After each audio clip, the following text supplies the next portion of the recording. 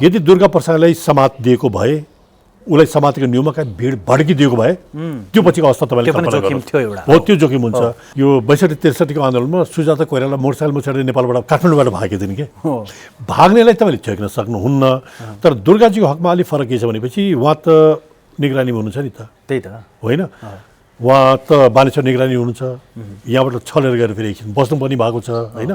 यदि उहाँलाई डिट्याच गरिदिने उद्देश्य होइन भनेपछि, उहाँले समात्ने उद्देश्य थियो भनेपछि यदि उहाँ भाग्नुभयो भने चाहिँ त्यहाँ चाहिँ कमजोरी मान्न सकिन्छ। फेरि उहाँले जुन भिडियो पोस्ट गर्नुभयो त्यहाँबाट पनि त प्रहरीले त्यो लोकेसन ट्र्याक गर्न सक्थ्यो होला? होइन, यो अलिकति अप्ठ्यारो छ। उहाँको अवस्था के भनेपछि उहाँ अरू साधारण अपराधी होइनन् उनी, होइन? उनी के हुन् भनेपछि उनी त अब पोलिटिकल ऊ भयो नि त। र इन्डियामा मैले आज हेरेको थिएँ, सही हो होइन मलाई थाहा छैन। यो हरिद्वारतिरका ठुल्ठुला धर्माचार्यहरूलाई भेट्दै हुनुहुन्छ, उहाँ आशीर्वाद लिँदै हुनुहुन्छ। भिडियो आइरहेको छ, त्यो पुरानो हो या नयाँ हो त्यो अहिले पुष्टि भइसक्यो? नयाँ हो कि पुरानो त्यो पुष्टि भएको छैन, मलाई थाहा छैन। किनकि यहाँबाट चोरी गरेर भएको, यहाँ हत्या गरेर भएको अपराधी र दुर्गाजी के हो भने चाहिँ अब काहीँ न काहीँ तपाईँको पोलिटिकल उसमा चाहिँ डोमेनमा काहीँ न काहीँ उहाँले आफूलाई इस्टाब्लिस गरिसकेको अवस्थामा मलाई के लाग्छ भने चाहिँ अरू अपराधीलाई लिएर आउनु जस्तो सजिलो होला जस्तो मलाई चाहिँ लाग्दैन अहिले। सर नमस्कार, यो संवादमा हार्दिक स्वागत छ। हजुर धन्यवाद। अब यहाँको जुन प्रोफेसन छ, जसरी यहाँले लामो समय नेपाल प्रहरीमा बिताउनु भयो, सिआइबीको नेतृत्व सम्हाल्नुभयो र जुन तिनकुनेमा चैत्र 15 गते जुन खालको राजावादीका नाममा हिंसक आन्दोलन भयो त्यसलाई सरले कसरी हेर्नु भएको छ? जे घटनाक्रमहरू भए यो हाम्रो बानी के छ भनेपछि खालि घटना मात्रै जाने बानी छ, यसको ब्याकड्रपमा पनि जानुपर्ने हुन्छ हामीहरू, होइन? त्यसपछि मात्रै घटनाको बारे बुझ्न सजिलो हुन्छ जस्तो लाग्छ मलाई। हामीहरू कहाँ जानुपर्छ भनेपछि राजा पोखराबाट फर्किँदाखेरि जुन एउटा काठमाडौँमा ठुलो स्वागतको लागि जुन भिड गयो नि, त्यो भिड जाँदाखेरि धेरैमा ऊ भयो कि मिसकन्सेप्सन भन्छौँ नि हामीहरू, धेरैले बुझेनन् त्यो कुरा। के बुझेनन् भनेपछि दुर्गाजीले आफ्नो मान्छे सोचे सबैलाई, पञ्चहरूले पञ्चभेला जस्तो सोचे, राप्रपाले के सोचे भने चाहिँ हो आफ्ना मान्छेहरू आछन् भन्ने सोचे। र उनीहरूले के सोचेनन् भने त्यहाँ 70% बढी जम्मै युवाहरू गएको थिए, ती कुनै पनि कहीँका होइनन्, तिनीहरू असन्तुष्ट युवाहरू हो। असन्तुष्ट युवाहरू, किनकि सरकारको काम कारबाहीप्रति केही वर्षदेखि असन्तुष्टि एकदम जुन चुलेको छ नि, तिनीहरूले विभिन्न अनुहार खोजिरहेछन्। अनुहार खोज्न जाने क्रममा त्यहाँ पनि पुगे र त्योसँग जोसिएर के भइदियो भनेपछि तुरन्त कार्यक्रम चाहिँ कल गरिहाले, होइन? यो जुन राजावादी या राप्रपा लगायत जुन टोली छन् कल पनि गरे। र अर्कोतिर सरकारको के भइदियो भनेपछि सरकारले यो बुझेन कि सरकारको विरोधमा त्यहाँ मान्छे कहाँ हुन्, उनले जम्मै राजाको मान्छे सोचे। र हामीले के हेर्नुपर्छ भनेपछि त्यो दिनदेखि सरकार प्रमुख र सरकार प्रमुखसँग जुन सत्तामा जुन दुईवटा दल छ नि, तिनीहरूको प्रोभोक गर्ने खालको चाहिँ अभिव्यक्तिहरू आउन थाल्यो कि भड्काउने खालको हुन्छ नि, भड्काउने होच्याउने खालको अभिव्यक्ति आउन थाल्यो। र त्यो कुरा चाहिँ उनीहरूबाट नभइदिए हुन्थ्यो। र इभन हामीहरूले हेरौँ 15 गतेको पनि एकदमै प्रोभोक गर्ने खालका उहरू आएका छन्। र इभन तपाईँले हेर्नु होला 15 गते पछि पनि एमालेको त फेरि एउटा शक्ति प्रदर्शन गर्ने उपाय निस्कियो, होइन? एउटा त्यो भयो। र अब त्यो दिनको कुरा गर्ने भनेपछि सरकारले दुईवटा कार्यक्रमलाई चाहिँ स्वीकृति दिनु हुन्थेन भन्छु म, नम्बर 1 कुरा। त्यो हुनसाथ के हुन्छ भनेपछि योभन्दा पहिला तपाईँलाई थाहा छ भने त अलि टाढा भए तापनि कुनै कारणले झडपको स्थिति आइदिएको भए, नजिक भइदिएको भए त्यसले अर्को परिस्थिति लिएर आउँथ्यो, होइन? त्यसको इक्जाम्पल चाहिँ टाढा जानु पर्दैन। योभन्दा पहिला रौतहटमा हामीले देखिसकेका छौँ, होइन? दुईवटा ठुला कार्यक्रम गर्न दिनुहुने एक दिनमा। र अर्कोतिर के हुन्छ भनेपछि सुरक्षा निकाय पनि बाँडिन्छ दुईतिर, तपाईँले एउटातिर फोकस पनि गर्न सक्नुहुन्न। र अर्को एउटा समस्या कस्तोदेखि मैले पहिलादेखि भन्दै आएको, तिनकुने जुन हो, तिनकुने सेन्सिटिभ एरिया हो कि त्यो विभिन्न तरिकाले। एउटा त के हो भनेपछि त्यहाँ घुसपैठ हुने एकदम ठुलो सम्भावना जहिले पनि रहिरहन्छ, र अहिले पनि कुरा आइरहेछ। मैले डे 1 भनेको त्यो घुसपैठका सम्भावनाहरू मैले एकदम बढी देखेछु भने मैले पहिले डे 1 पनि भनेको 15 गते पनि, होइन? र अर्को के हो भनेपछि त्यो सुरक्षाको दृष्टिकोणले सेन्सिटिभ ठाउँ हो, किन हो भनेपछि लो फ्लाइमा जहाजहरू उठ्छन् त्यहाँ, होइन? ढुङ्गा हानेर पनि डिस्टर्ब हुने सम्भावना छ नि त। अर्को तरिके छ नेपाल ओइल निगमको ठुलो ऊ छ, कहीँ के क्षति आग लागि भइदियो काठमाडौँ जान्छ, आधा काठमाडौँ जान्छ त्यसले गर्दा। र अर्को तरिके छ नजिकै तपाईँको सिभिल एभिएसनको त्यहाँ यो के भन्छ सिभिल एभिएसनकै इक्विपमेन्टहरू, सेन्सिटिभ इक्विपमेन्टहरू पनि त्यहाँ छन् कि यो डाइरेक्सन सम्बन्धी ऊ पनि छन्, होइन? अब कार्यक्रम भएपछि के भयो भनेपछि कहाँबाट के गडबड भयो, कस्तो भयो, यसका बारेमा के छ भनेपछि दुनियाँ थरीका आफ्नो आफ्नो मान्छेका अनुमान छन्, आफ्नो भनाइ छन्। र यी भनाइहरूले गर्दा के छ भनेपछि तपाईँको सबैतिर अविश्वासको जुन भन्छौँ नि मेरो अविश्वास बढ्दै गइरहेछ सरकारप्रति होला प्रहरीप्रति होला राप्रपाप्रति होला सबैतिर अविश्वास चाहिँ बढेर गएको छ। ओके, सो सरले एउटा पोइन्ट भन्नुभयो, जस्तो त्यो दिन दुईटा सभा गर्न अनुमति दिनु नै सरकारको एक खालको कमजोरी रह्यो। जस्तो एकातर्फ गणतन्त्रवादी भनौँ, प्रतिपक्षमा रहेका माओवादी, विप्लव समूह लगायत समाजवादी लगायतको एक खालको प्रदर्शन रह्यो भने अर्को प्रदर्शन चाहिँ यो व्यवस्था नै उल्ट्याउनुपर्छ भनेर राजावादीहरूको देखियो। त्यो दुईटै समूहबाट भनौँ पक्षबाट भएका आन्दोलनबाट त्यति क्षति भएन भनौँ न, तिनीहरूको दुईटै टक्रावले चाहिँ भएन। तर तिनकुनेको जुन सभा गरियो त्यो तिनकुनेको सभामा चाहिँ यहाँले पनि अब सुरक्षा निकायबाट केही न केही सूचना त सरलाई पनि आएको होला, तपाईँ आफैले पनि त्यो यसो जे तथ्यहरू बाहिर आइरहेका छन्, तपाईँ आफैले पनि भिडियो फुटेजहरू जे देखिरहनु भएको छ, त्यसमा सरकार चुकेको हो या प्रहरी चुकेको हो, के लाग्छ? त्यो सरकार चुकेको छ। सरकार किन चुकेको छ भनेपछि त्यो कार्यक्रमलाई उत्तेजनासम्म पुर्याइदिने र इभन यो समस्या त कहाँबाट खडा भएको छ भने जब ठेलाठेल सुरु भयो नि त त्यो पछि एकतिरको समस्या र त्यहाँ आम सभाको पनि कुराहरू, त्यहाँ टियर ग्यास लगायतका कुराहरू पनि छ नि त। एउटा कुरा त्यो कुरा होइन, त्यसले तपाईँले हेर्नुभएको थियो 2-3 दिन पहिलादेखि दुर्गा प्रसादजीको अभिव्यक्ति, अराजक अभिव्यक्तिहरू आइरहेको थियो एकदम होइन। तोड्नुपर्छ, ठोक्नुपर्छ, तान्नुपर्छ, भत्काउनुपर्छ, कब्जे गर्नुपर्छ टाइपका अभिव्यक्ति आएर त्यसमा नियन्त्रण हो। त्यसमा नियन्त्रण किन गरिएन र उहाँ त्यहाँ आएपछि उहाँबाट त्यस्तो काम कारवाही हुन्छ भन्ने कुरा मान्छेले बुझ्दा सरकारले मैले समातेर थुन्ने कारवाही गर्नुभन्दा पनि त्यसमा कुनै न कुनै रूपमा नियन्त्रण गर्नुपर्ने थियो उहाँले होइन। नियन्त्रण गर्नु त्यो भइदिएन र यहाँ अब डिफ्रेन्ट कन्फ्लिक्टिङ कुराहरू आइरहेछ कि धेरै कुराहरू के छ भनेपछि स्पेकुलेसन एकदम बढी छ।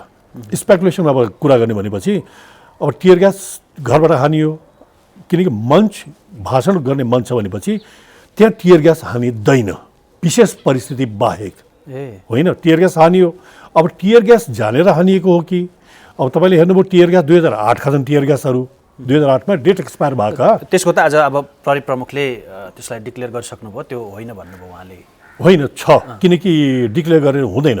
किनकि योभन्दा पहिला तपाईँले हरेक आमसभामा देख्नु भएको छ त्यो प्रहरीको गल्ती हो म भन्दैन फेरि, किनकि प्रहरीले त मागिरहेछ दिइरहेको छैन। अहिले मात्रै होइन कि योभन्दा पहिला पनि तपाईँले हेर्नुभएको होला के भन्छ यो बानेश्वरको आन्दोलनमा होला या यो ललितपुरको आन्दोलन पनि 2008देखि लिएर 2012सम्मका टियर ग्यासका एक्सपायर भएका टियर ग्यासका देखिरहेछन् कि यदि त्यो दिन date expire tear gas fire भएको छ भने चाहिँ टियर ग्यासको के हुन्छ भने तपाईँको चाहेको दूरीमा जाँदैन, चाहेको डाइरेक्सनमा जाँदैन होइन। त्यो भएपछि के हुन्छ एकतिर पड्कायो अर्कोतिर जाने सम्भावना एकदम बढी हुन्छ। त्यसले गर्दा कारण त्यो मञ्चमा हान्न नखोजे पनि प्रहरीले त्यो डिसब्यालेन्स भएर भनौँ सही निशानामा टियर ग्यासले काम नगरेपछि त्यो त्यहाँ खसेको हुनसक्छ भन्ने हुनसक्छ। एउटा सम्भावना कुरा गरेँ मैले त्यो हो भने म भन्दैन कि कुनै डिस्टेन्समा हान्यो तर त्यो डिस्टेन्स कभर गर्न नसक्ने यदि डेट एक्सपायर हो भने त्यो तपाईँ डिस्टेन्स कायम गर्न नसकेर बिचमा पनि झर्न सक्छ या एक डाइरेक्सनमा हान्यो अर्को डाइरेक्सनमा जाने सम्भावना चाहिँ एउटा कुरा त्यो हो। यदि त्यहाँ जानी हानेको छ भनेपछि या गल्तीले पनि हानेको छ, गल्तीलाई पनि यसमा तपाईँको गल्ती भन्न पाइँदैन, किनकि टियर ग्यासहरू तपाईँले हतियार बोकेपछि त्यसलाई तपाईँले प्रयोग गर्दाखेरि तपाईँ जिम्मेवार चाहिँ हुनैपर्छ कि आम जुन यदि त्यसमा हानिएर त्यो पछि यदि घटनाहरू अराजक बन्न गएको छ भन्ने पनि कतिबाट कुराहरू आइरहेछ। कतिबाट के आछ भनेपछि योभन्दा पहिला उतातिर जुन ब्यारिकेड लगाएको त्यहाँ ठेलाठाल सुरु भयो भन्ने जुन कुराहरू आयो त्यसले गर्दा के हो भने तपाईँको त्यहाँ मञ्चमा हान्नु हुँदैन थियो। त्यो चाहिँ यदि हानेको भने ठुलो गल्ती हो त्यो होइन। त्यसले गर्दा अब फेरि सबभन्दा ठुलो मैले समस्या के देखेर चाहिँ स्पेकुलेसन एकदम बढी छ कि एउटाले के भन्छ छतबाट हान्यो भन्ने कुरा गर्छ, अब कतिले भन्छ छतबाट हानेको होइन भन्छ, स्पेकुलेसन हो नि। अब हानेको हो कि हानेको होइन कि अब छतबाट चाहिँ टियर ग्यास हानिँदैन नर्मली।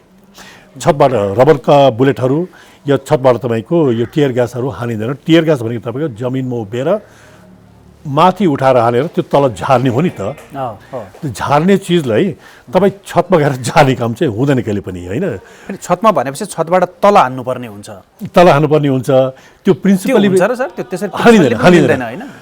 यो माथिबाट यदि कुनै तपाईँले हेर्नुभएको होला भिआइपीको सवारीको बेला या कुनै सुरक्षा थ्रेटहरू भयो भने राइफलबाट यो स्नाइपरहरू हाई पोइन्ट ड्युटीहरूमा बस्छन्, किनकि राइफलले तपाईँको छानेर मान्छेलाई हान्नु पऱ्यो नि त। नियन्त्रणमा कुरा गर्दैन यो भिआइपी सेक्युरिटी या कुनै सुरक्षाको दृष्टिकोणले स्नाइपर बस्छ। स्नाइपरको त के हो भनेपछि उसले त टार्गेटेड फायर गर्नुपर्छ नि त।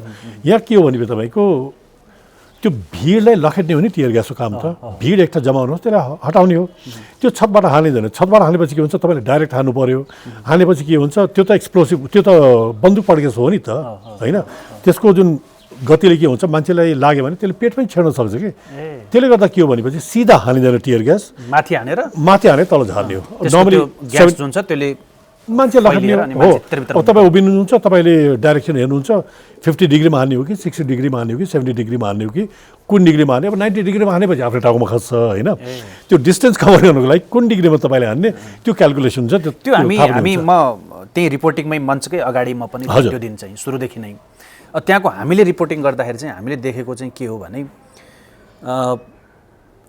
कमान्डर जो सुरुमा तोकिए नवराज सुवेदी लगायतका व्यक्तिहरू रापरपाका लगायतका नेताहरू केही धर्मगुरुहरू आइसकेपछि सुरुमा सभा राम्रैसँग चलिरहेको थियो जब रापरपाका केही नेताहरू अनि केही विवादित भनिएका धर्मगुरुहरू पनि जस्तो श्रीनिवास जस्ता अन्य खतिवडा लगायतका धर्मगुरुहरू त्यहाँ आइसकेपछि अनि अलिकति उत्तेजक भाषण त्यहाँ भयो अनि त्यसपछि उतापट्टि रहेका प्रदर्शनकारीहरू अलि होहल्ला गर्न थाले प्रहरीले भनेअनुसार त उनीहरू सिंहदरबारतर्फ अगाडि बढ्न थालेका थिए र प्रहरीसँग धक्कामुक्का गर्ने मनस्थितिका साथ उनीहरू अगाडि बढिसकेपछि हामीले अश्रु ग्यास हान्यौँ भनिएको छ सुरुमा केही वक्ताहरू बोले भाषणहरू भए अनि जब नवराज सुवेदी लगायतका केही गुरुहरू केही रापरपाका नेताहरू जब आइसकेपछि त्यसपछि एकाएक माहौल त्यहाँ बिथुलिएको देखिन्छ पछि त्यो माहौल बिथुलिएपछि त्यहाँका सबै मान्छेहरू तितरबितर भए पछि दुर्गा प्रसाई आए दुर्गा प्रसाई धवल शमशेर र एकजना खतिवडा गुरु रविन्द्र मिश्र लगायतको टिम मञ्चबाट फेरि ती मान्छेहरू बोलाइरहेका थिए त्यो बोलाउँदै फेरि अश्रु ग्यास भनौँ त्यहाँ आयो फेरि मान्छे तितरबितर भए त्यसपछि जुन आगजनीका घटनाहरू त्यसपछि भएको देखिन्छ प्रहरीले अब आइजिपी साहबले जसरी आज भन्नुभयो उहाँले चाहिँ हामीले सामान्य बल प्रयोग गरेको ताकि ठुलो क्षति नहोस् भनेर तर उनीहरूको प्लानिङ अनुसार चाहिँ उनीहरूले ठुलै क्षति गर्ने प्लान भएको भएर यतिसम्मको चाहिँ हामीले जोगाउन सक्यौँ भनेको छ सर होइन म भन्न सक्दैन एउटा के हुन्छ भनेपछि तपाईँ ग्राउन्ड रियालिटी भनेको एउटा कुरा हुन्छ नम्बर एक कुरा होइन ग्राउन्ड रियालिटी के छ हामी हेरेर बसेर कुरा गर्नु र ग्राउन्ड रियालिटी फरक हुन्छ एउटा कुरा त्यो अर्को कुरा के भनेपछि मञ्चमा बसेर यदि तपाईँले तोडफोड गरिराख्नु भएको छैन यदि कुनै अराजक गतिविधि गरिराख्नु भएको छैन नर्मली हामीहरू हेरौँ न योभन्दा पहिला भएको आमसभाहरू हेरौँ त हामीहरू त्यो अराजक छ नि आमसभाहरू त आमसभा अराजक छैन तर मञ्चमा बसेका जो नेताहरूको भाषण त अराजक छ नि त त्यहाँ पनि सर हामी त्यही त्यहाँ पनि उनीहरूले के भनिरहेका थिए भने होइन युद्ध घोषणा गर्नुपर्छ अब चाहिँ भनेर त्यो विभिन्न कुराहरू त्यहाँ बोल्ने वक्ताहरूले किनकि प्राय युवाहरूको सहभागिता थियो उनीहरूको भाषण चाहिँ अलिकति उत्तेजक टाइपको अलिकति मान्छेलाई चाहिँ अझ एग्रेसिभ गराउने खालका भाषणहरू मञ्चबाट भइरहेका थिए त्यसले गर्दाखेरि जो यतापट्टि तपाईँको सिंहदरबारको संसद भवन आउने तर्फको बाटोलाई जुन ब्यारियर गरेर प्रहरीले सेक्युरिटी गरिरहेको थियो त्यो मास चाहिँ त्यता बढ्न बढी प्रेरित हुँदै थियो त्यसकारण प्रहरीसँग झडप पनि भयो तोडफोड पनि भयो होइन त्यो त भयो होला मैले भने तपाईँको त्यो किनकि त्यहाँ ब्यारिकेड दुईवटा मैले पनि हेरेँ त्यो ब्यारिकेड तोड्ने प्रयास पनि भयो होइन त्यहाँ पुलिससँग झगाझगी पनि भयो त्योपछि जर्मनीमा गरेको या फ्रान्समा जुन गाडी कुदाएर मान्छे कुस्ने छ नि त्यही किसिमले दुर्गा प्रसाईले गाडी लिएर गए त्यो भनेको छुट्टै पार्ट हो कि मैले भन्न खोजेको जुन मञ्च छ नि मञ्चमा त आमसभाको लागि गरेको हो नि त मञ्चमा तपाईँको नर्मली टियर ग्यासहरू पड्काएर त्यो गर्ने काम चाहिँ गलत भन्छु म अहिले पनि गलत भन्छु कि किनकि हामीले हेरेका छौँ नि योभन्दा पहिला विप्लवहरूको जुन तपाईँले देख्नु भएको छ नि त के भन्छ जुन पहिला अहिले भने कि युनिफर्म लगाएर आएको थियो नि त त्यो उहाँहरूको भाषण अराजकै हुन्थ्यो कि भाषणहरू होइन अब के हुन्छ भने तपाईँले मञ्चमा भाषण भइरहेछ नेताले भाषण गरिरहेछन् उचालिरहेछन् जे भए पनि मासलाई चाहिँ एक ठाउँमा उनीहरूले कन्सन्ट्रेट गरिरहेको हुन्छ कि यदि त्यो त्यहाँ मञ्चमा भएको मास पनि तपाईँले छरिदिनुहुन्छ भनेपछि तिनीहरूले फेरि गएर भित्र नमचाउने सम्भावना चाहिँ बढिरहन्छ त्यसले गर्दा के भनेपछि एक ठाउँमा कन्सन्ट्रेट भएछ भने त्यसलाई भत्काइदिने काम चाहिँ गर्नु पनि हुँदैन भन्छु मेरो हिसाबले अब यो कुराहरू के भनेपछि त्यहाँ मञ्चमा पड्काउनु सही थियो थिएन अब भोलि दिन छानबिन समितिहरू बस्दा त्यसले निर्को लगाउने कुराहरू हो होइन तर कन्सन्ट्रेट तपाईँले कहाँ गर्नु पर्थ्यो भनेपछि जहाँ जबरजस्ती भइरहेछ जहाँ गाडी कुदाएर पुलिसै कुद्ने जस्तो कामहरू भइरहेछ त्यो ठाउँमा बढी फोकस गर्नुपर्ने जस्तो लाग्छ मलाई त तर अब दुर्गा प्रसाईको प्रसङ्ग जोड्दाखेरि चाहिँ अब दुर्गा प्रसाद मञ्चबाट गइसकेपछि त्यसपछि त्यो घरमा पनि आगजनी भएको देखिन्छ। त्यहाँ एकजना हाम्रो सहकर्मी भनौँ, एकजना पत्रकारको दुःखद निधन भयो जलेर, एकजना अर्को आन्दोलनकारीको पनि निधन भयो। म यहाँ ठ्याक्कै चाहिँ सरसँग के जवाफ चाहन्छु यहाँको अनुभवले भनौँ, त्यो आन्दोलनमा यदि प्रहरीले बल प्रयोग गर्नु पर्यो, फायरिङ गर्नु पर्यो भने यो आन्दोलनकारी हो, यो सर्वसाधारण हो भनेर त्यसरी चाहिँ कन्ट्रोल गर्ने गरी फायरिङ गरिन्छ कि सर? कि फायरिङ गरिन? नर्मली फायरिङको सिद्धान्त के भनेपछि तपाईँको यस्ता चरणहरू हुन्छ के, चरणहरू हुन्छ। चरणमा सबभन्दा पहिला के भनेपछि माइकिङ गर्ने हो होइन, माइकिङबाट सकेसम्म चेतावनी दिने, यहाँबाट तपाईँहरू हट्नुहोस्, भएन भने हामीहरू कारवाही गर्छौँ। फेरि माइकिङ गरेपछि एकैचोटि गोली पड्काउने पनि होइन। त्यो पछि तपाईँको अब फवाराको कुराहरू छन्, फवारा त पुलिससँग छैन, एउटा गाडी छ, त्यो गाडी पनि यता दौड्ने कि उता दौड्ने, त्यो पनि समस्या छ। अब त्यो पछिको अवस्था भनेको तपाईँको टियर ग्यासहरू हो, टियर ग्यासबाट पनि डिस्पर्स भएन भने त्यो पछिको अवस्था लाठी चार्ज हो होइन। अब त्यो पछिको अवस्था भनेको तपाईँ हवाई फायर हो, त्यो पछिको अवस्था फायरिङ गर्ने हो, फायरिङ हो। तर एउटा समस्या के हुन्छ, मनोविज्ञान हामीले बुझ्नुपर्ने हुन्छ कि पुलिसलाई अहिले हामीहरू हेरौँ, यो सामान्य रूपमा हामीहरू हेरौँ न, यो कम क्षति हुने किसिमको साधनहरू दिएको छैन कि पुलिसहरूलाई। जस्तै तपाईँले हेर्नुभयो होला यो 62-63 को आन्दोलनमा क्षति एकदम कम भएको छ, मानवीय क्षति कम छ नि त्यो बेला। त्यो आन्दोलनको त्यो सहभागिता अनुसार चाहिँ क्षति कम एकदम कम छ। त्यसको रिजन के भनेपछि टियर ग्यास पनि नयाँ थियो त्यो बेला, अहिले छ कि छैन मलाई थाहा छैन, र रबर बुलेटहरू म्यासिभ युज भएको छ कि त्यो बेला, रबर बुलेटहरू युज भएको छ। अहिले रबर बुलेट त्यति युज भएको छैन र पुलिसलाई तपाईँले बढी वेपन के दिनुभएको छ भनेपछि ऊ दिनुभएको छ कि यो जुन क्षति बढी हुने हतियारहरू दिनुभएको छ। इन्सास राइफल दिइरहेछ, लट्ठी पनि के दिइरहेछौँ हामीहरूले भनेपछि हुने बित्तिकै मानवीय क्षति भएन, एकदमै क्षति। त्यो भिड नियन्त्रण गर्ने हतियारहरू पनि होइन, एकतिर त्यो भनौँ। अर्कोतिर के छ भनेपछि तपाईँले कटमासको लट्ठी दिनुभएको छ। कटमास नर्मली बेतको लट्ठी सामान्य चोट लागोस् भन्ने किसिमले पो लट्ठी दिन्छ नि त। अब कटमासको लट्ठी कस्तो भने चाहिँ इट्टा तोड्ने लट्ठी हो क्या त्यो, त्यो भाँच्दा नै भाँचिन्न, त्यो भाँच्दा भाँचिन्न। त्यसले त मान्छे के भने इट्टा तोड्छ भनेपछि मान्छेको टाउकोमा छेपछि हालत के हुन्छ भन्नुहोस् त। त्यसले गर्दा के छ भनेपछि यस्तो हुनसक्छ के हुन्छ, तपाईँले सामान्य क्षति या कम क्षति हुने हतियार दिनु भएको छ भनेपछि अवस्था बिग्रेपछि प्रहरीले यदि आफूलाई असुरक्षित ठाने भने उसले युज गर्ने भनेको के हो भनेपछि यो क्षति हुने किसिमको हतियार प्रयोग गर्ने हो कि। त्यसले गर्दा यो सरकारको पनि गल्ती हो कि। अब प्रहरीको कमी कमजोरी होला, त्यहाँ तपाईँको तालिमको कमीहरू छन् कि, अब तिनीहरूलाई सङ्गठित प्रपरली गर्न सकिने कि, तिनलाई चाहिँ प्रपरली मोबिलाइज गर्न सकिने कि, त्यहाँ कमी कमजोरीहरू होला। तर अर्कोतिर के छ भनेपछि यस्ता हतियार नदिँदाखेरि क्षति हुने सम्भावना बढिरहन्छ। र मलाई भविष्यमा एउटा डर के लागिरहेछ भनेपछि भविष्यमा डर, किनकि आन्दोलनको श्रृङ्खला बढ्छ भयो हेर्नुहोस् है, बढ्दै जान्छ र बजेटको आकार अब यो आर्थिक अवस्थाले पनि विदेशी सहयोगले गर्दाखेरि पनि बजेटको आकार घट्छ। बजेटको आकार घट्ने भनेको तपाईँ के हो भनेपछि प्रहरीको बजेटको आकार पनि घट्छ र भोलिको दिन यस्ता हतियार किन्न सकिएन, किनिएन, यस्तै हतियार फेरि दिएर पठायो भने के हुन्छ, क्षतिहरू योभन्दा पनि ठुलो क्षति हुने सम्भावना चाहिँ रहन्छ फेरि। मैले कहाँ जोड्न खोजिरहेको थिएँ भने जस्तो प्रहरीको गोलीबाट 2 जना सर्वसाधारण हो, भाइ र बहिनी होइन, उनीहरू त त्यो मेन सडकमा पनि थिएनन् आन्दोलनमा, न उनीहरूको हातमा कुनै झन्डा थियो, न ढुङ्गा थियो, न केही थियो भनेपछि प्रहरीले हान्दाखेरि त कहीँ न कहीँ निशाना त ताक्यो नै होला। उनीहरू त आन्दोलनकारी पनि होइनन्, फेरि त्यो भित्रको गल्लीबाट थिए, त्यो त्यसरी चाहिँ कसरी प्रहरीले हान्छ सर? त्यो होइन, त्यो मान्छेले ताकेर हानेको होइन, मलाई लागेको है, ताकेर हानेन, तिग्रा पुरै छेडेर बाहिर गएको छ। नर्मली के हो भनेपछि अवस्था कन्ट्रोल तपाईँले गर्न सक्नु भएन, त्यसको हकमा फेरि कुरा होला, तपाईँले अवस्था कन्ट्रोल गर्न सक्नु भएन र तपाईँको ज्यानमै खतरा हुन थाल्यो या पब्लिक सम्पत्ति नष्ट हुन थाल्यो होइन, या प्रहरीका हतियारहरू लुट्न सक्ने अवस्था आइसक्यो भनेपछि के हो भनेपछि खुट्टाको तल हतियार गोली हाल्ने हो।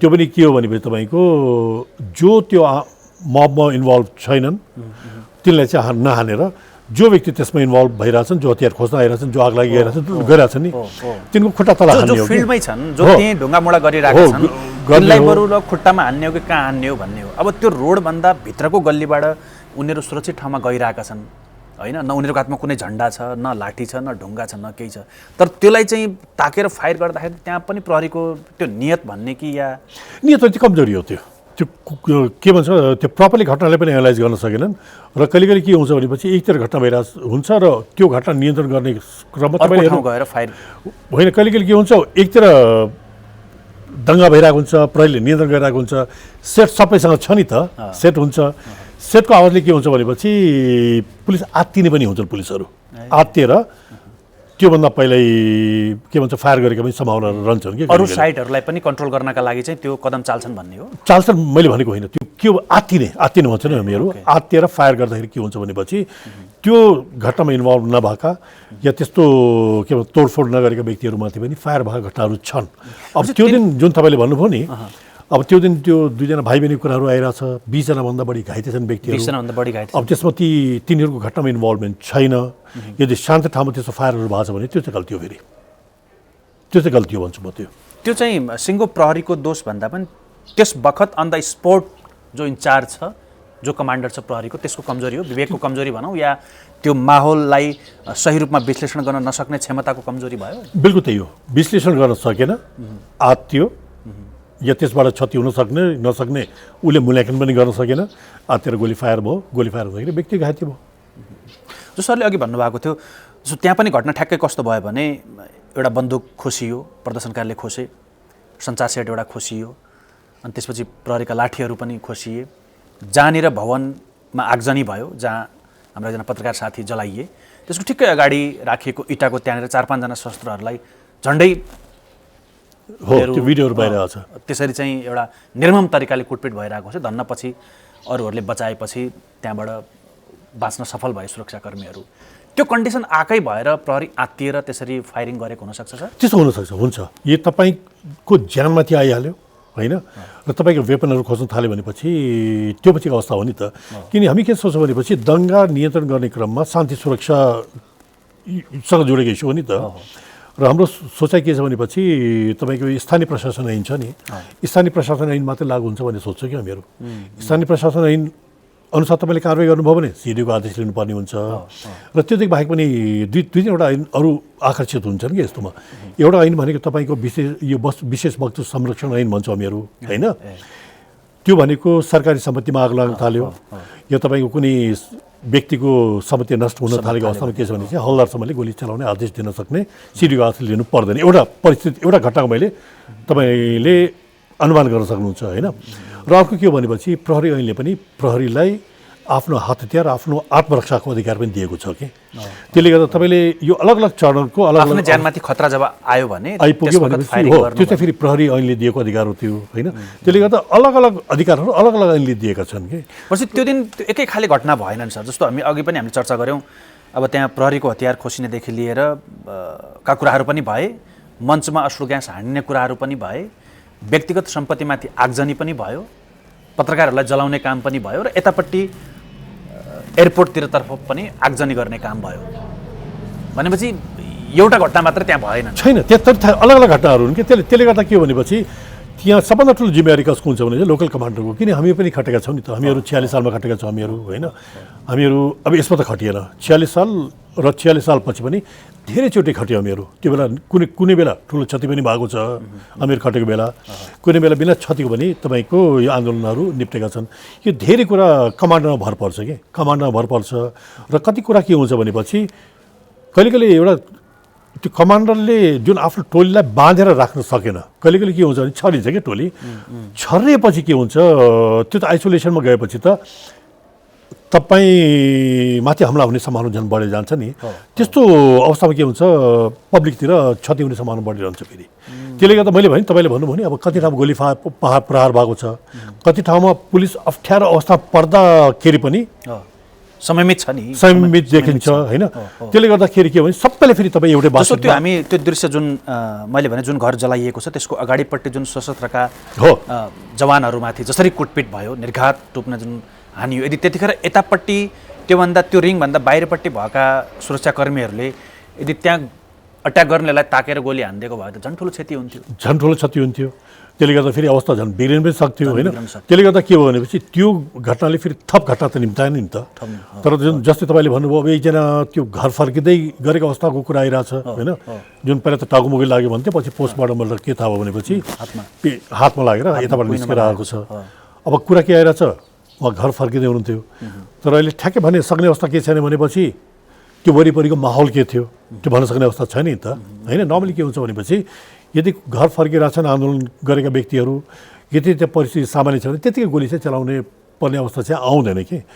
तर एउटा यो राइफलहरूको एउटा समस्या के हुन्छ, यसको डिस्टेन्स फेरि लामो पनि कभर गर्ने सम्भावना रहन्छ कि। किनकि गोली फायर गर्ने मान्छेले यदि तपाईँले प्यारेलली गोली हानिदियो भने जुन ठाउँमा घटना भइरहेछ त्यो ठाउँमा गोली नलागेर कहीँ छेडेर गएर अर्को ठाउँमा चाहिँ लाग्ने सम्भावना रहन्छ नि त। त्यसले गर्दा त्यो गोली फायर गर्दाखेरि तपाईँले प्रपर ट्रेनिङ दिनुभएको छैन। राइफल यो जुन फायर गर्ने जुन सिद्धान्तहरू हुन्छन् नि त्यसले चाहिँ प्रपरली तपाईँले फलो गर्नु भएन भनेपछि के हुन्छ भने जुन ठाउँमा तपाईँले कन्ट्रोल गर्नु खोज्नु भएको त्यो ठाउँ छोडेर कहिले कहिले घरमा गएर पनि गोली लागेको तपाईँलाई घटना थाहा छ। थापाथलीमा छ। थापाथलीमा त्यो बेला हाम्रो आइजिपी हुनुहुन्थ्यो प्रदीप शमशेर राणा, उहाँको बढी खुट्टामा गोली लागेछ भन्नुहोस् त। घरभित्र बसेको मान्छे गोली लागेछ। त्यो त के हो भनेपछि राइफलका जुन पड्काउने सिद्धान्तहरूको कुरा गर्छ नि त्यो नजानेको अवस्थामा त्यो हुन्छ फेरि। जस्तो सर अब यो अघि सरले भन्नुभयो यस्ता आन्दोलनहरू जनप्रदर्शनमा त्यो मासलाई कन्ट्रोल गर्नका लागि, त्यो स्थितिलाई नियन्त्रण गर्नका लागि सुरक्षाकर्मीसँग पर्याप्त स्रोत साधन त्यस्ता खालको हतियारहरू छैन भन्नुभयो। अब जुन अस्तिको त्यो तिनकुनेको घटना देखियो त्यो यदि त्यो मास जसरी अब प्रहरीले जुन खालको रिपोर्ट अस्ति पत्रकार सम्मेलन मार्फत पनि भन्यो र आज आइजिपी साहबले पनि जुन खालको कुराहरू गर्नुभयो त्यो मास अगाडि बढ्दै गएर तपाईँको यतापट्टि संसद भवनतर्फ अगाडि बढेको भए त्यसलाई नै कन्ट्रोल गर्नका लागि चाहिँ प्रहरीले फायरिङ गरेको भनेर हामी त्यसरी बुझ्न सक्छौँ सर? प्रहरीको प्रतिवेदनले पनि त्यही भन्दैछ, बुझ्न सकिन्छ। त्यो बुझ्न सकिन्छ किनकि एउटा कस्तो भइदियो भनेपछि संसदमा प्रवेश गर्ने भनेको त त्यसले सन्देश त राम्रो दिएन नि त। यो त यहाँ त्यही थियो सूचना भन्ने हामी कहाँ आयो भनेर प्रहरीले त्यही भन्दैछ। त्यही सूचना देखिन्छ पनि त्यही किसिमले किनकि त्यहाँ होला तपाईँले हेर्नुहुन्छ यो त कस्तो अमेरिका त्यहाँ तपाईँले हेर्नु धेरै देशका फ्युजन देखिन्छ कि त्यहाँ होइन। फ्युजन एउटा फ्युजन त के भनेपछि गाडीको कुदा लिएर आउने जुन कि हामीले युरोपमा देखेका छौँ। अर्को के भनेपछि भिड लिएर गएर संसद कब्जा गर्ने हो होइन। संसद कब्जा गर्ने भने तापनि यदि प्रहरीले त्यहाँ मिनिमम के भन्छ त्यो हतियारहरू प्रयोग गरेर मिनिमम उसबाट गर्न सक्थ्यो भने मिनिममबाट गर्ने हो होइन। यदि त्यो पनि परिस्थितिबाट भन्दा बाहिर गएपछि त के हो भनेपछि त्यो पछिको अवस्थाको त्यो जुन हामीले कुरा गऱ्यौँ नि त्यो प्रहरीले त्यो खालको संयमता सर नदेखाएको भए जसरी प्रहरीलाई भन्दा चाहिँ हामीलाई भएको सूचना अनुसार र त्यहाँका एक्टिभिटी र त्यहाँ जुन खालको अभिव्यक्ति दिए संसद छिर्नुपर्छ, एयरपोर्ट छिर्नुपर्छ, त्यसपछि सिंहदरबार छिर्नुपर्छ भनेर जुन खालका सार्वजनिक भाषणहरू त्यहाँ भए त्यसको परिस्थितिको आकलन प्रहरीले गर्यो र त्यो खालको बल प्रयोग गर्यो। जस्तो सशस्त्रका चिफले भने जस्तो चाहिँ हामीले कम क्षति हुने गरी बल प्रयोग गरेका हौँ। जब हामीलाई रिपोर्टिङ आइसक्यो त्यहाँबाट त्यो मास प्रहरीलाई पेलेरै संसद भवन छिरिदिएको भए त्यही अनुसार प्रहरीले बल प्रयोग गर्नु परेको भए त त्यहाँ त दर्जनौँ मान्छेहरूको तलमाथि हुन सक्ने अवस्था होइन। यो आइसोलेसनमा कुरा गरेपछि चाहिँ यो कुरा आउँछ फेरि होइन। तर त्यो दिनको भिड नियन्त्रणको हामी कुरा गरौँ न। जस्तै बानेश्वर एरियामा त्यहाँ संयमित देखिन्छ प्रहरी किनकि त्यहाँ पुलिसको सङ्ख्या पनि ठुलो छ, ब्यारिकेड पनि लगाइएको छ र त्यहाँ तपाईँले हेर्नुभयो भने क्षति बढी भएको छैन होइन। तर क्षति कता बढी भइदियो भनेपछि बाहिरतिर बढी क्षति भइदियो कि बाहिरतिर बढी क्षति भयो व्यक्तिगत रूपमा बाहिरतिर क्षति भयो होइन। त्यो तिनकुनेतिर क्षति भयो होला या तपाईँ प्रहरीले यतातर्फको सजगता अपनाएकै कारण कम क्षति भयो भनौँ होइन। यो बानेश्वरतिर कम क्षति भयो हो। बानेश्वरमा यदि प्रहरी आत्तिएको भए या बानेश्वरमा तपाईँको त्यो अवस्थामा ठुलो मासलाई रोक्न नसकेको भए नरोकेर त्यहाँ तपाईँको भिडन्त भएको भए र बढी बल प्रयोग गरेर भए त्यहाँ क्षति हुने सम्भावना बढी रहन्थ्यो। तर जुन बाहिर जुन आइसोलेसनमा केही घटनाहरू भए नि जुन 20 जना घाइते भएको कुराहरू आयो या राइफल पड्केको छ नि त, बन्दुक पनि पड्केको छ, पड्केको अनुपातमा त्यति क्षति नभए तापनि तर जुन आइसोलेसन जुन यो मान्छेलाई गोली लागेको या घाइते भएको जुन घटनाहरू छ नि त्यहाँ चाहिँ त हामीले कुन रूपमा हेर्न सकिन्छ भनेपछि तपाईँको या मूल्याङ्कन प्रपरली गर्न सकेनन् त्यहाँ एउटा कुरा त्यो भयो। र अर्को चाहिँ यो वेपन ह्यान्डलिङको जुन हामीहरू कुरा जुन मैले तपाईँलाई अघि पनि भने नि वेपन ह्यान्डलिङको यदि प्रपर मान्छेले प्रपर तरिकाले तपाईँले हतियार पड्काउन सक्नु भएन भनेपछि क्षतिको सम्भावना बढिरहन्छ। गोली लागेको कुराहरू पनि हामीहरू गइरहेको छ नि कुनै ठाउँ पड्कायो तर गोली पड्काउने या बन्दुक तपाईँको समात्ने या बन्दुक पड्काउने तपाईँले सिद्धान्त सामान्य थाहा भएन भने तपाईँले यहाँ यो 10 मिनट अगाडि हाल्न खोज्दै हुनुहुन्छ तपाईँले त्यसको सामान्य सिद्धान्त थाहा भएन भने के हुन्छ गोली तपाईँको 1 किलोमिटर गएर पनि ठोकिन सक्छ कि। यो बन्दुकका सामान्य सिद्धान्त कुराहरू हुन् कि जो अन्यत्र क्षति भयो भनेर हामीले कुरा गर्दैछौँ सर। त्यो प्रहरीको होल प्लानिङ भनौँ ध्यान चाहिँ संसद भवनतर्फको क्षति नहोस् र आन्दोलनकारीहरू यता नबढुन् भन्नेतर्फै केन्द्रित भयो। हो यता तिनकुने साइड, कोटेश्वर साइड, एयरपोर्ट साइडतर्फ त्यो खालको सजगता नपाउँदाखेरि व्यक्तिगत सम्पत्ति पनि क्षति भयो, हो आगजनी भयो र मान्छे पनि मरे। हो त्यो चाहिँ हामी भन्नु यतातर्फ प्रहरीको कमजोरी भयो सर, होइन? हो यतातिर कमजोरी भयो भन्छु म। त्यहाँ त्यही खालको सजगता यदि अपनाउन सकिन्थ्यो भने कोटेश्वरतर्फ, यता एयरपोर्ट साइडतर्फ कम क्षति हुन्थ्यो कि प्रपरली, मैले भन्नु खोजेको त्यही प्रपरली कम्युनिकेसन भएन कि, होइन?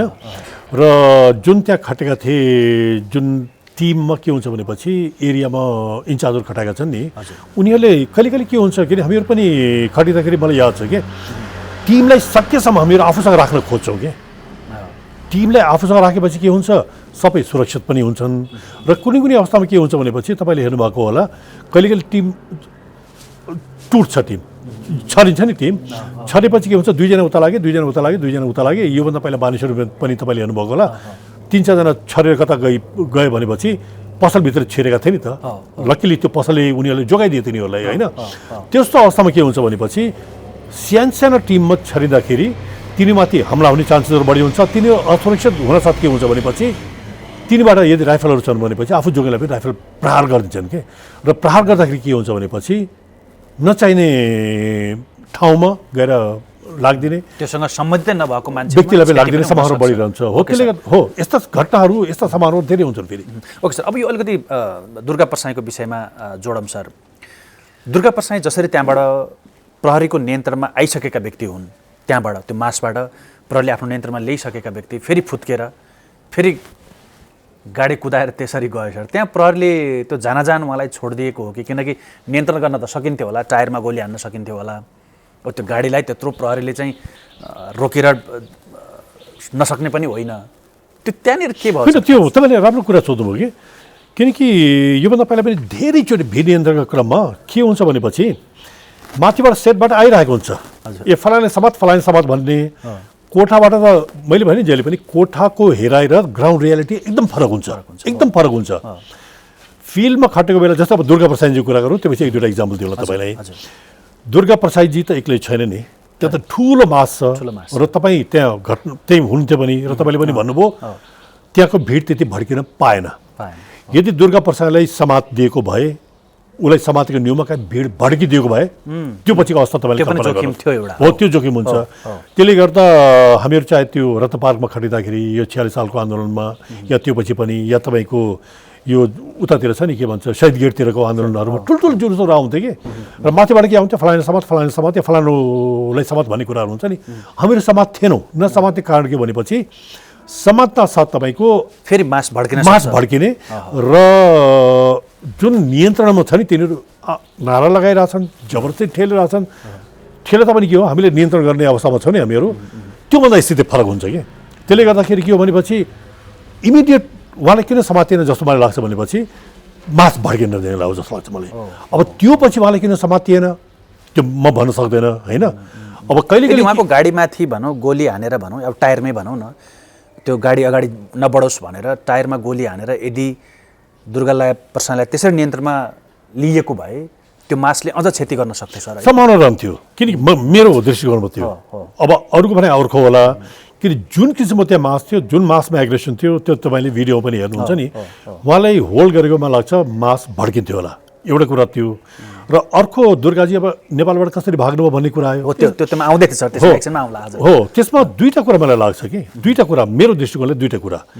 एउटा त कुरा के भनेपछि यदि उहाँलाई समात्नै पर्ने त्यो पछिको अवस्थामा, किनकि त्यो भिड त नियन्त्रणमा आइसकेको थियो नि त, त्यो पछिको अवस्थामा यदि पुलिसले समात्नै पर्ने थियो र त्यो अवस्थामा समातेन भनेपछि त्यो पुलिसको कमजोरी भयो। र कहिले कहिले के गरिन्छ भनेपछि किनकि दुर्गा प्रसाईजीसँग त ठुलो मास छ नि, यहाँ उहाँ त यहाँ बसेपछि त्यो मासले भोलि दिन पनि त लिड गर्न सक्नुहुन्छ नि त। त्यसले गर्दा उहाँलाई टाढै जान दिए, त्यो अवस्थाबाट जोगिनको लागि टाढै जान दिएको हो कि एउटा सम्भावना कुरा हामी गर्न सक्छौँ। त्यो जस्तै इन्डिया जानुभयो, इन्डिया गएपछि त के भयो भनेपछि यहाँको माससँग त डिट्याच हुनुहुन्छ नि उहाँ। त्यसले गर्दा त्यो दृष्टिकोणबाट पनि हेर्नुपर्छ। थुनेर पनि प्रहरीले राखेको भए त प्रपरली भनौँ न डेली जस्तो त्यो मासले एक खालको यहाँ आउने जाने निर्देशन लिने गरिराख्थ्यो। उहाँले पनि निर्देशन दिनुहुन्थ्यो। रविजी पनि थुनिँदाखेरि अवस्थामा मेरो हेरौँ न, किनकि बिचमा उहाँको पार्टीको केन्द्रीय समितिको पनि मिटिङ बस्यो भन्ने कुरा पनि आएको बस्यो भन्ने थियो। अब केन्द्रीय समिति हो कि होइन थाहा छैन, थाहा छैन। हो, नेताहरू त गए नि, सांसद गए, नेता गए। अब केन्द्रीय समिति हो कि आफ्नो नाम छ, तर आयो नि त, किनकि भित्र बसेर केही निर्णय गरे। अब त्योबाट त जोगेको छ नि त। त्यसले गर्दा प्रहरीले जान पनि दुर्गा प्रसाईलाई नसमातेको हुनसक्छ। यो कारण मैले भने यो यसरी बुझ्दाखेरि सजिलो हुन्छ। र अर्कोतिर के हो, यदि उनीलाई समात्नै पर्ने थियो भनेपछि यदि उनी सजिलोसँग जुन भागेर गए नि, त्यहाँ चाहिँ फेरि कमजोरी देखिन्छ। यसलाई दुईवटा एङ्गलबाट हेरेपछि मात्रै बुझ्न सकिन्छ जस्तो लाग्छ मलाई। तर उहाँको गाडी, अब प्रहरीले आज जुन खालको ब्रिफिङ गर्यो, गाडी हामीले समात्यौँ, तर हामीले खोज्दै पनि उहाँलाई त्यो ट्र्याक गर्दै पनि उहाँ फुत्किन सफल हुनुभयो भनेर जसरी प्रहरीले भनिरहेको छ, त्यहाँभित्र कहीँ न कहीँ शङ्का गर्ने ठाउँ चाहिँ छ। होइन, यो पक्षबाट तपाईँले हेर्नुहुन्छ भनेपछि सही पनि लाग्ला तपाईँलाई। अब यदि उहाँको गाडी पनि समातेर ल्याइरहेछ, उहाँसँग गाडीमा गएका मान्छेले समातेर ल्याइरहेछ भनेपछि उहाँलाई भाग्न दिनु त पुलिसको कमजोरी हो नि त। फेरि यदि त्यो एङ्गलबाट तपाईँ हेर्नुहुन्छ पुलिसको कमजोरी हो त्यो। किनकि मैले पनि मिडियामा हेरेँ, अब यहाँ त के छ भनेपछि स्पेकुलेसन यति बढी छ कि के सही हो के गलत हो त्यो पनि छुटाउनु गाह्रो छ कि। अब एउटाले के भन्यो भनेपछि त्यहाँबाट गएर मजाले इन्द्रेणी बसेँ कफी खाइरहेको थियो भन्ने कुरा गरेँ। अब त्यो त पुलिसले देखिरहेको छ नि त। त्यो पनि आयो। यदि त्यो पछि अवस्थामा समातेको थियो भनेपछि त्यहाँ किन नसमातेको? त्यो यहाँबाट गएर नि सर, उनले आफ्नो झापामा आफ्नो हस्पिटलमा नि केही बेर होल्ड गरेको, त्यहाँ बसेको भन्ने कुरा त प्रहरी आफैले भन्यो आज हो होइन। त्यहाँ गएर केही बसेका, त्यहाँबाट फेरि पारी जानका लागि अब उनीहरूले गाडी त्यहाँ छोडेर कता आफ्नो गाडी फेरि कहाँ ससुरालीमा छोडेको, अनि त्यहाँबाट पारी गएको हुनसक्ने भनेर हामीलाई आशंका छ भनेर प्रहरीले भनिरहेको छ। तर यहाँबाट त्यो जाने बाटो भनौँ, त्यहाँ पनि त प्रहरी थियो होला, जिल्लामा झापाका प्रहरी थियो होला, अन्य ठाउँहरू थियो होला। फेरि मोटरमा गएपछि भनेपछि बाटो त जहाँ पनि त्यो ट्र्याकिङ गर्न सक्ने थियो, छल्न नसक्ने हुँदैन। फेरि एउटा कुरा के नि तपाईँलाई याद होला, यो 62-63 आन्दोलनमा सुजाता कोइराला मोटरसाइकलमा चढेर नेपालबाट काठमाडौँबाट भागेको थिइन् कि। भाग्नेलाई तपाईँले ठेक्न सक्नुहुन्न। तर दुर्गाजीको हकमा अलिक फरक के छ भनेपछि उहाँ त निगरानीमा हुनुहुन्छ नि त। त्यही त होइन, उहाँ त बानेश्वर निगरानी हुनुहुन्छ, यहाँबाट छलेर गएर फेरि एकछिन बस्नु पनि भएको छ। होइन, यदि उहाँलाई डिट्याच गरिदिने उद्देश्य होइन भनेपछि, उहाँले समात्ने उद्देश्य थियो भनेपछि यदि उहाँ भाग्नुभयो भने चाहिँ त्यहाँ चाहिँ कमजोरी मान्न सकिन्छ। फेरि उहाँले जुन भिडियो पोस्ट गर्नुभयो त्यहाँबाट पनि त प्रहरीले त्यो लोकेसन ट्र्याक गर्न सक्थ्यो होला, किनकि अहिले विभिन्न टेक्नोलोजीहरू छ, कुन डिभाइसबाट कहाँबाट पहिलोपटक नेटमा अपलोड भएको हो भनेर त्यो खालको ट्र्याकिङ त गर्न सक्थ्यो होला प्रहरीले। अब भारतबाटै गएर पनि हामी समातेर ल्याउँछौँ भन्नु त भन्नुभयो आज आइजिपी साहबले। होइन, यो अलिकति अप्ठ्यारो छ। उहाँको अवस्था के भनेपछि उहाँ अरू साधारण अपराधी होइनन् उनी। होइन, उनी के हुन् भनेपछि उनी त अब पोलिटिकल ऊ भयो नि त। र इन्डियामा मैले आज हेरेको थिएँ, सही हो होइन मलाई थाहा छैन, यो हरिद्वारतिरका ठुल्ठुला धर्माचार्यहरूलाई भेट्दै हुनुहुन्छ, उहाँ आशीर्वाद लिँदै हुनुहुन्छ। भिडियो आइरहेको छ, त्यो पुरानो हो या नयाँ हो त्यो अहिले पुष्टि भइसक्यो? नयाँ हो कि पुरानो त्यो पुष्टि भएको छैन मलाई थाहा छैन। किनकि यहाँबाट चोरी गरेर भएको, यहाँ हत्या गरेर भएको अपराधी र दुर्गाजी के भने चाहिँ अब काहीँ न काहीँ तपाईँको पोलिटिकल उसमा चाहिँ डोमेनमा काहीँ न काहीँ उहाँले आफूलाई इस्टाब्लिस गरिसकेको अवस्थामा मलाई के लाग्छ भने चाहिँ अरू अपराधीलाई लिएर आउन जस्तो सजिलो होला मलाई चाहिँ लाग्दैन अहिले। होइन, अब भोलि दिन के छ भने चाहिँ भारतले फेरि समाते पठाइदियो सजिलोसँग भने एउटा कुरा भयो। होइन, तर मलाई के लाग्छ उहाँ चाहिँ अब राजनीतिक खोल चाहिँ उहाँले ओढिसक्नु भएको छ भनेपछि अब यसमा प्रहरीको आफ्नो इन्ट्रेस्ट भन्दा पनि सरकारको इन्ट्रेस्ट यदि उसलाई समातेर ल्याउने भयो भने प्रहरीले मजाले सक्छ। होइन होइन, लिएर आउन सक्छ। र मैले फरक परिस्थितिको कुरा गरेको, किनकि तपाईँलाई थाहा छ नि त, यदि राजनीतिक शरण लिएको अवस्थामा पोलिटिकल डोमेन या राजनीतिसँग जोडेको व्यक्ति यदि कहीँ गएर शरण लिन्छ भनेपछि अरू सामान्य अपराधीभन्दा उनीहरूलाई ल्याउनु चाहिँ गाह्रो हुन्छ कि। जस्तै तपाईँ हेर्नु न, चीनबाट राजनीतिक शरणमा यहाँ आएका या भुटानबाट राजनीतिक शरणमा यहाँ आएका व्यक्तिलाई तपाईँले सहजसँग पठाउन सक्नुहुन्छ भन्नुहोस् त? त्यति सहज छ नि। अहिले पनि हामी बङ्गलादेशको इक्जाम्पल गरौँ न, त्यहाँबाट शेख हसिना इन्डिया जानुभयो, हो त्यति सजिलो हुँदैन, पठाइदिए भनेको छ। तर होइन, समातेर लिएर आउँछु कोसिस गर्छु भन्ने एउटा कुरा भयो। तर दुर्गा प्रसाईजी या योभन्दा पहिला भनौँ न हामी सहकारीमा कुनै ठगेर इन्डिया गएकोलाई लिएर आउनु, यो इन्टायरली फरक कुरा हो कि। फेरि यसरी हेऱ्यो भने चाहिँ बुझ्न सकिन्छ जस्तो लाग्छ। अलिक गाह्रो छ दुर्गा प्रसाईलाई समातेर ल्याउन, त्यति सजिलो छ जस्तो मलाई लाग्दैन। सरकारले चाह्यो भने सक्दैन सर? होइन, अब राजनीतिक जे होस्, अब उसले त पोलिटिकल खोल ओढेको छ नि त। अब राजनीति त्यतै जाओस्। र अब पुलिसले फेरि इन्डियन र नेपालको बिचमा के छ भने तपाईँको लेनदेन चाहिँ भइरहेको हुन्छन् कि। त्यस्ता व्यक्ति यहाँ पनि आउन सक्छन् र अप्ठ्यारो व्यक्ति बुझाएको पनि छ। र त्यो अवस्थामा तिर्न पनि सक्ने सम्भावना हुन्छ। र मैले सिम्पली के भनेपछि उहाँले राजनीति खोल ओढिसक्नु भएको छ उहाँले, होइन? त्यसले गर्दा सामान्य अपराधीभन्दा उहाँको अवस्था चाहिँ अलि फरक छ भन्छु मैले, अलि फरक छ उहाँको अवस्था। ओके, अब म अन्त्यतिर छु सर। अन्त्यमा एउटा प्रश्न, जस्तो चैत्र 15 गतेको जुन खालको राजावादीको प्रदर्शन भयो, अलिकति पूर्व राजासँग जोडेर कुरा गरौँ। यो जनआन्दोलन भनेर यो प्रदर्शनका नाममा पहिलो कमान्डर भनेर पूर्व पञ्चलाई, नवराज सुवेदीलाई नियुक्त गरे ज्ञानेन्द्र शाहले। त्यसपछि एकाएक अब त्यो डेट सबै तोकिसकियो, तर अन्तिम आवरमा आएर दुर्गा परसाईलाई कमान्डर तोकिनुको पछाडि निर्मल निवासले पनि केही चाहेको थियो त्यो? होइन, म यो अहिले धेरै मैले भने स्पेकुलेसनको कुराहरू धेरै छन् के। एउटा कुरा म तपाईँले इक्जाम्पल पनि दिउँला केही। अब जस्तै दुर्गाजी त्यहाँभित्र जानुभयो, बाहिर आएर इन्टरभ्यू दिनुभयो भन्ने कुरा विषयमा मैले हेरेको छु त्यो भिडियो के। अब भित्र गएर उहाँले राजाले भेटेको हो कि त्यहाँ कुनै आफन्त कोही कर्मचारी थियो उनलाई भेटेर आए तिनी? योभन्दा पहिला पनि छल्ने चलन छ। मलाई याद छ, नाम चाहिँ लिन चाहन्न नेपालका ठुल्ठुलो मान्छेहरू के गर्थ्यो भने यो दरबार थियो नि पहिला, यो वीरेन्द्र सरकार हुँदाखेरि गएर पश्चिम ढोकामा गाडी खडा गर्ने, ठमेलतिर घुम्न जाने या भित्र गएर कसैलाई भेटेर आउने, राजासँग दर्शन भेट भन्ने हल्ला गर्थे। मैले यही कुरा फेरि तपाईँको अहिले भनेको होइन, राजाको फणीन्द्र पाठकजीको विज्ञप्ति पनि आएको छ नि त। मैले यही कुरा पहिला भनेको छु मैले, त्योभन्दा पहिला, होइन? किनकि त्यस्तो किसिमको राजाको कुनै उद्देश्य छैन, राजाबाट त्यस्तो भएको छैन भन्ने कुरा फणीन्द्र पाठकजीको तपाईँले बिबिसीमा पनि हेर्नुभएको होला, बिबिसीमा आएको छ कुरा यो।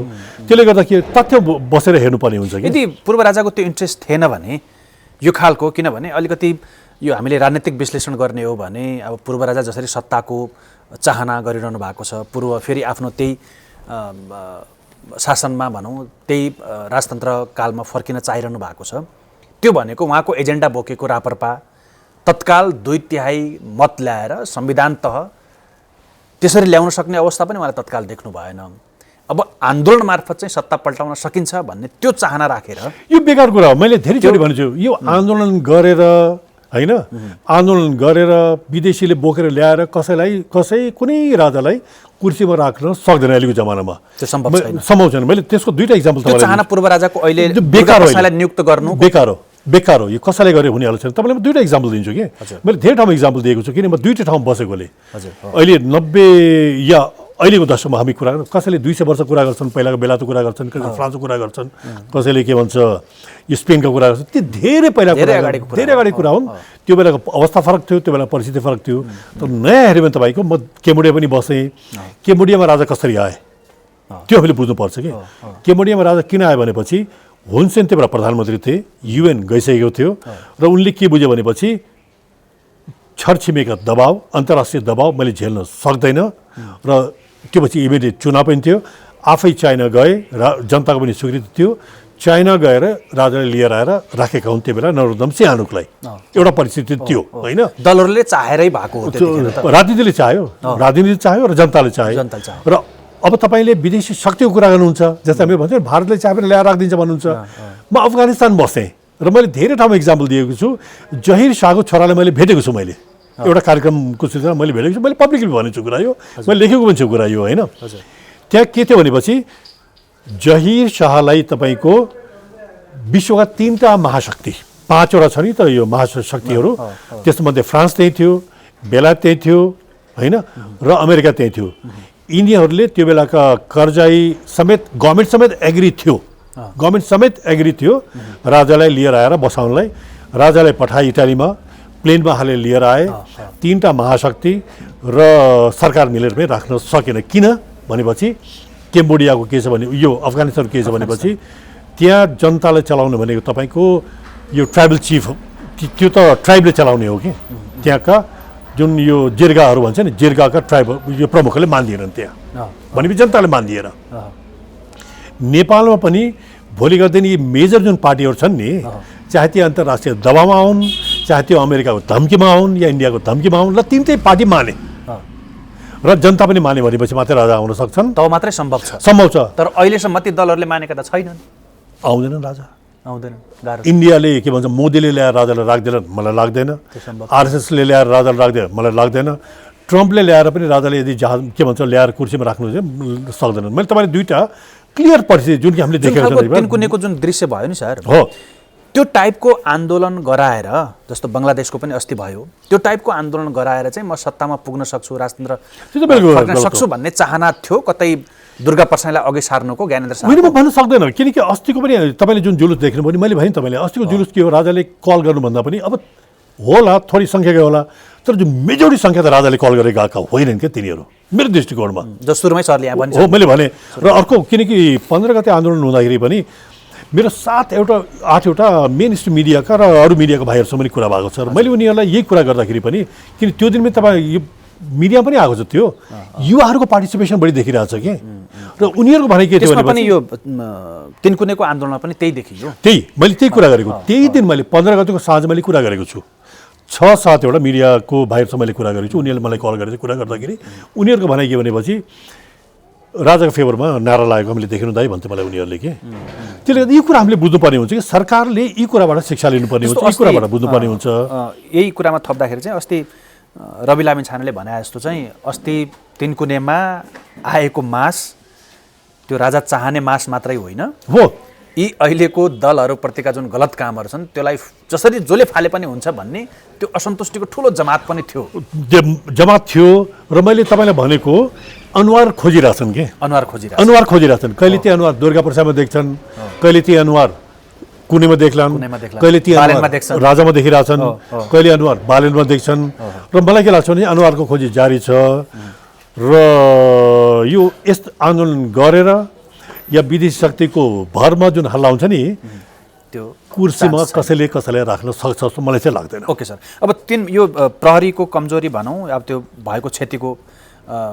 लाई लिएर चाहिँ अब छानबिन समिति हुनु पर्यो आयोग गठन हुनु पर्यो भनिएको छ प्रहरी माथि पनि एक खालको दबाब आइरहेको छ यसमा के लाग्छ सरलाई यसको होइन मैले डे वानदेखि मैले के भन्दैछु भनेपछि यसमा संसदीय समितिको पनि कसैले विश्वास गर्नेवाला छैन हजुर राजनीतिक व्यक्तिहरू राखेर तपाईँले यदि कुनै समिति बनाउनुहुन्छ भनेपछि त्यसमा पनि कसैले विश्वास गर्नेवाला छैन ब्युरोक्रेटलाई पनि राखेर तपाईँले बनाउनुहुन्छ भने विश्वास गर्नेवाला छैन यो जम्मै किताब बाँडेका छन् कि यो सबैको इच्छा कि न्यायिक समिति बनाउनुपर्छ न्यायिक समिति बनाउँदाखेरि पनि फेरि हाम्रो यहाँ के छ भने चाहिँ कुनै पोलिटिकल उतातिर नढल्केका उसमा न्यायिक समिति बनाएर तपाईँले त्यही सुरक्षासँगै सम्बन्धित एक्सपर्टहरू राखेर त्यसमा पनि तपाईँको सुरक्षासँग जोडेका व्यक्ति र न्यायिक समिति कस्तो बनाउनुपर्छ भने चाहिँ कुनै पूर्व न्यायाधीश जसको इमेज राम्रो छ जसमाथि सबैको विश्वास छ त्यस्तो एउटा न्यायिक समिति बनाएपछि यो दुनियाँ अहिले शङ्का उपशङ्काहरू छन् धेरै छन् शङ्काहरू के त्यसमा निर्केल पनि होला र जुन तपाईँले धेरै प्रश्नहरू सोधिदिनु भयो नि यी प्रश्नहरूको जवाब चाहिँ त्यसले खोज्छ के यो न्यायिक समिति बनाउनै पर्छ छानबिन गर्नै पर्छ ताकि भोलिको दिनमा पनि यस्ता आन्दोलनमा यो खालको क्षति नहोस् होइन क्षति मात्रै छैन साधारणलाई ज्यान गुमाउनु नपरोस् क्षति मात्रै छैन क्षतिको त उसले छानबिन गरि नै हाल्छ गर्नु पनि पर्छ या तपाईँको शङ्का उपशङ्का र स्पेकुलेसन एकदम बढी छ एकदम बढी स्पेकुलेसनहरू छ त्यसलाई चिर्नै पर्छ त्यसलाई पनि नचिर्यो भने के हुन्छ पुलिसप्रति अविश्वास सरकारप्रति अविश्वास राजनीतिक जुन छ नि रापरापा लगायतका यीप्रति पनि अविश्वास कोही माथि पनि विश्वास कसैलाई छैन के त्यसले गर्दा यी चिजलाई पनि गर्नुपर्छ अन्तिममा यो पनि सोधिहाल्छु यसले सरकारलाई कुनै अप्ठ्यारो पार्छ सरकार ढल्ने या यो गठबन्धन तलमाथि हुने सरकार होइन सरकारको बदमासी छ उनले घुसपेट गराएका छन् उनले बदमासी गरेका छन् भनेपछि डराउनु पर्यो होइन सरकारले बदमासी गरेको छैन नियत खराब छैन भनेपछि यो न्यायिक समिति बनाउनु के को डर भन्नुहोस् त यदि गर्न खोजिरहेछन् भने तिनीहरूको नियतमा खराबी छ किनकि सरकारले गठन गरिदिँदा भयो नि होइन सरकारले गठन गर्ने अरूले गर्ने होइन सरकारले नै गठन गर्ने हो गर्न खोजिरहेछन् भनेपछि उनको नियतमा तपाईँले शङ्का गर्न सक्नुहुन्छ किन गर्न खोजिरहेछन् गर्न चाहिँ पर्छ जरुरी गर्नुपर्छ न्यायिक समिति नै बनाउनुपर्छ भन्छु म हस् सर धन्यवाद यो महत्त्वपूर्ण समय दिनुभयो यो घटनालाई रहेर विशेष गरी आफ्ना केही अनुभव केही विश्लेषण केही तथ्यहरू राखिदिनु भयो यो समयका लागि यहाँलाई धेरै धेरै धन्यवाद हस् धन्यवाद हस्